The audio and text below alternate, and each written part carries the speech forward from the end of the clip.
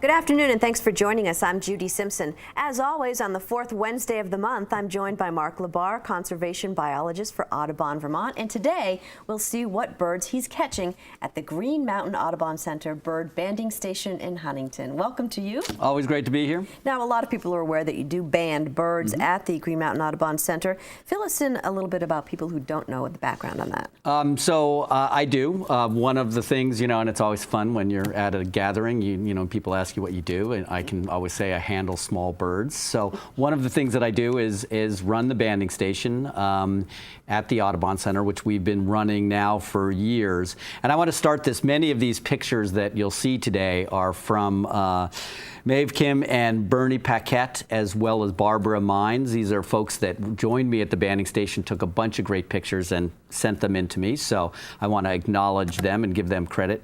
But the banding station is part of about 500 stations that are run across North America, the Monitoring Avian Productivity and Survivorship Station. So all of the data that we collect down there is pooled into this larger thing to give us an idea of how long birds are living, their productivity, how many chicks they get off, and get a sense of where we are with not only resident birds, but migrant birds.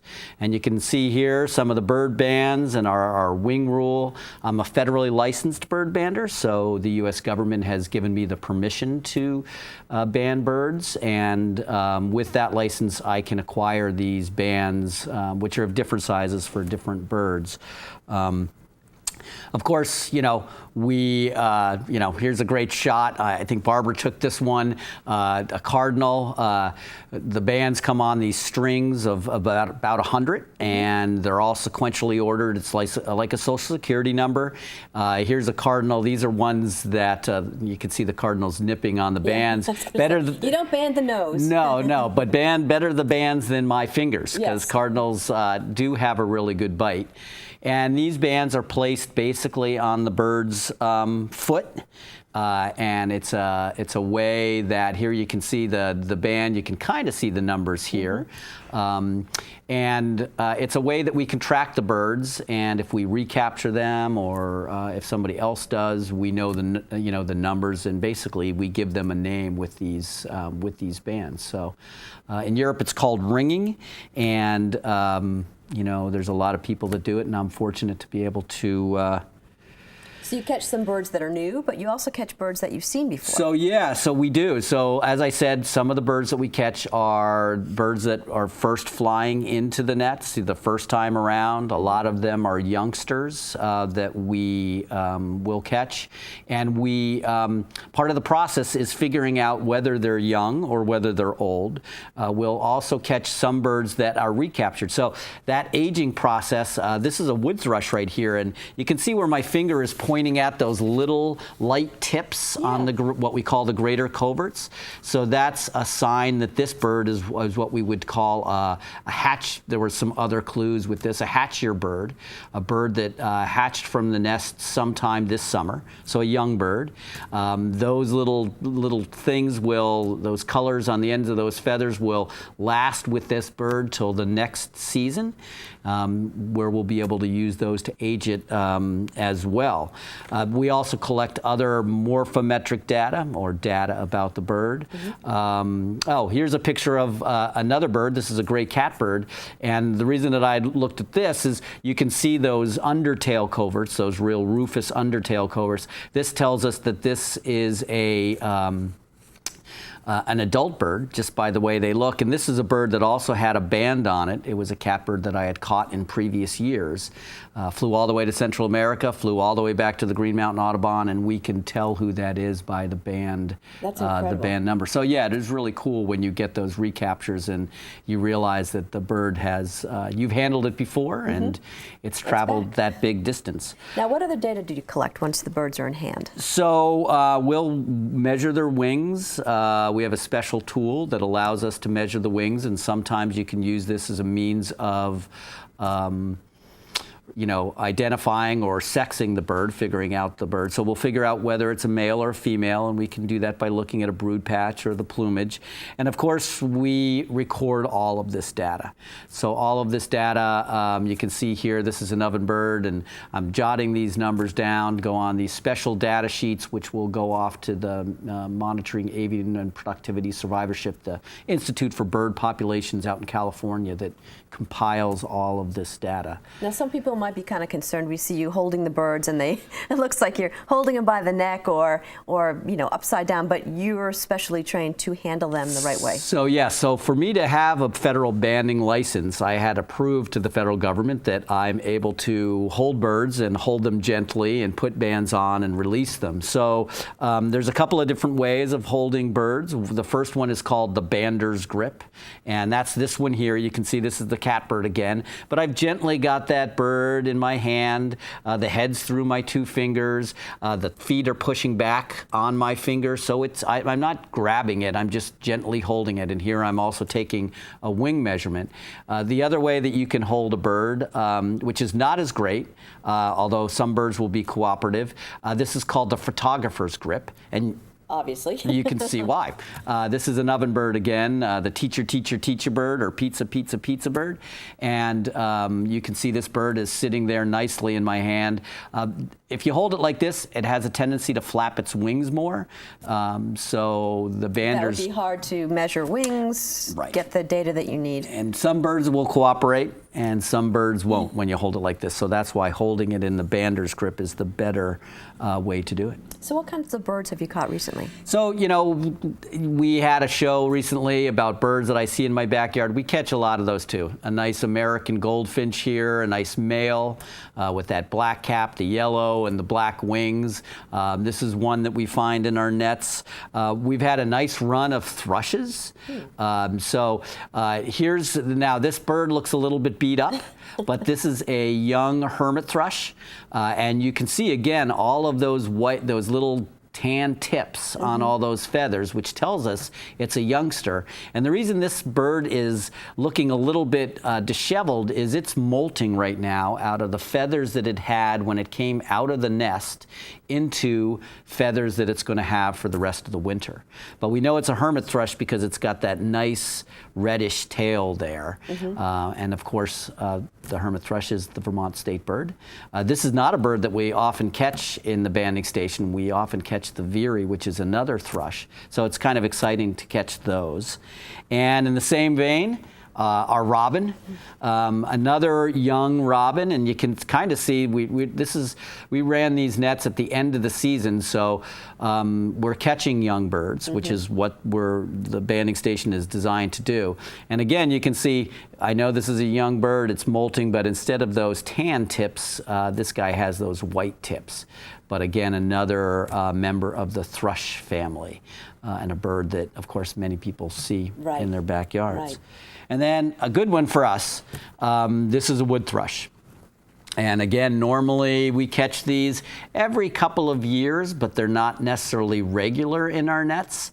But again, we're looking at hermit thrushes and robins and wood thrushes and veeries, and they're all, we can catch all of those. The one thrush we don't get at our banding station is Bicknell thrush and oftentimes Swainson thrush, which are high elevation species. So all pretty good birds for us. Yeah. Now, do you catch smaller birds as well? We do. We catch birds as small as hummingbirds, which we don't band.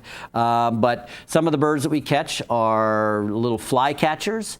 Now, this is an interesting one because this is, when we band it and we record this as a trails flycatcher, because it's either an alder flycatcher or a willow flycatcher. And in the hand, we actually can't tell the difference. Okay. The only way you can tell the difference is by song. So if you heard it out in the field, you might be able to tell if it's not. So they clump these two as trails flycatchers. And so that's a fun bird for us to catch.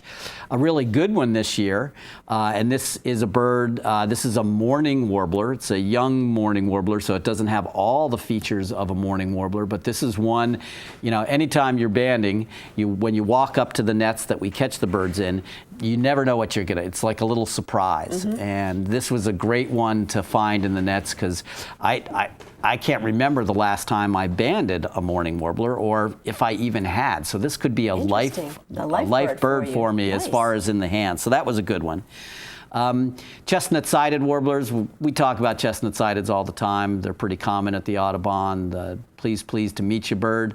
This is a great bird. We hadn't caught a lot of these this year, but we caught a whole bunch on this particular day when we were banding. And then one that we hear a lot late in the season, the red-eyed vireo.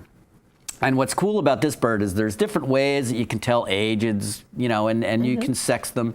You can see this bird has a nice red eye, as its name says. Now, a young bird would have a brown eye. So we can actually tell the difference between young and adult birds just by that eye color. So when you have a bird in the hand and you're looking at it, there's all different ways that you can use in order to, again, both age and sex and identify a bird. So you've banded the birds, then what happens? So this is the best part. I grew up in a family, and one of the reasons that I got outside was because my dad was a hunter. And so I had a brief stint as a hunter, not very good.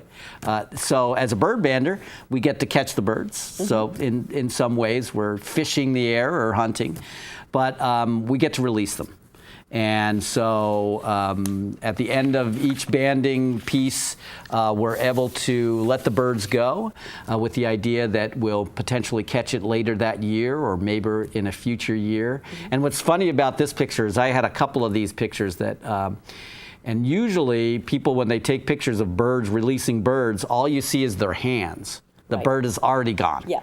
So this was one, this is, somebody that visited the banding station releasing one of the gray catbirds that we got on that day. Now, do you have to wear anything special when you're out banding? For sure. So the reason I say that, it's kind of joking. This is my bander smock. Wow. Yeah, and my children got this for me for my birthday, or for Christmas rather, and it's put together the British Trust for Ornithology, so it's actually made in Cornwall, England. It's official. I saw it last fall on a British bander, and I was like, I need to have one of those. It has big pouches, but really you don't need anything to band other than clothes that you don't mind getting stains on. Because this time of year, there's a lot of berries out there, and eventually some of that ends up on you. Well, you said the good thing about the smock, though, is that it has lots of pockets for all the tools that you need when you're... Right, yeah. So tools and bags for going out when you bring the birds back in. We'll bring them back in bags. But I wanted to give a nod to my children who went out. They had to order it from England and everything like that for Christmas. Nice. So I was very happy. Well, it looks like we have time for some viewer mail, and this is from Virginia Brown. And she writes, have some pictures of a bird nest on the ground in the woods under some ferns. It's been there for quite a while, and we seem that there's no active adult bird activity around it. We're wanting to know if you could tell us what kind of bird these eggs are from. I'm thinking maybe a thrush. Some people are telling me they're robin's eggs. So that's a good question, and this is a thrush nest. This is, I mentioned earlier, we didn't have a picture of it, but the veery, which is a thrush, nests on the ground. And again, a lot of the thrushes have eggs of similar color. So you can see how folks might confuse a thrush nest with a robin's nest by that egg color. But robin's nest fairly high up, as most of us know, underneath eaves, up in trees. And the veeries nest on the ground, or very close to the ground. We went back and forth with this via emails, and sure enough, she had recognize the veery singing in the woods, but this is a classic veery nest. And again, you know, many people will find blue eggs like that. They'll find them under trees, and oftentimes those are the robin eggs. But if you find a nest like this, you're probably dealing with a veery, maybe a wood thrush, something similar. And quickly, about 30 seconds left, a letter from Brenda Kendall from Wallingford. Her son had this saw-whet owl, is that correct? Yep. Right? And I think his name was Lance, and she just sent in this picture, and you know, a great shot of just a little owl from earlier this year, I think back in March, and nice to have one of those kind of come right in and see it up close. See it up close like that. Great. So. Well, if you have a bird-related question, you can contact Mark. You can write to him at the Audubon Center, 255 Sherman Hollow Road in Huntington. The zip code is 05462. You can also email Mark your questions. His email address is mlabarr@audubon.org. Send Mark your questions, and he'll see if he can't answer them in an upcoming edition of Bird Notes. Thanks so much for joining us. You're very welcome. That's our program for today. I'm Judy Simpson. We'll see you again next time on Across the Fence.